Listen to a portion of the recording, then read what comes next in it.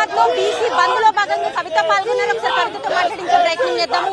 BC బంద్ కు సంబంధించి రాష్ట్ర వ్యాప్తంగా అనేక ఆందోళనలు జరుగుతున్నాయి. జాగృతికి సంబంధించి ఖైరతాబాద్ లో చాలా సేపటి నుంచి ఇక్కడ మానవహారం నిర్వహించి ఆందోళన చేస్తున్నారు. అసలు ఏం చెప్పదలుచుకున్నారు? ప్రధానంగా ఒక్కటే అండి, ఇవాళ బీఆర్ఎస్ పార్టీ అయినా, భారతీయ జనతా పార్టీ అయినా, కాంగ్రెస్ పార్టీ అయినా బీసీలకు చిత్తశుద్దితో మద్దతు ఇస్తే ఇప్పటికెప్పుడో బిల్లు పాస్ అవ్వాలి.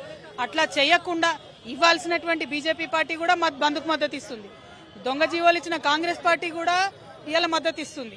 ఇటువంటి అంశాలన్నీ కూడా రాజకీయంగా ప్రజలు గమనిస్తా ఉన్నారు. కాబట్టి మేము డిమాండ్ చేసేది ఒకటే, మనం కులగన్న చేసుకున్నాం, ట్రిపుల్ టెస్ట్ పాస్ అయినాం, అన్ని రకాలుగా కరెక్ట్ గా ఉన్నాం. ఇది సరైన తరుణం రిజర్వేషన్ ఇవ్వడానికి.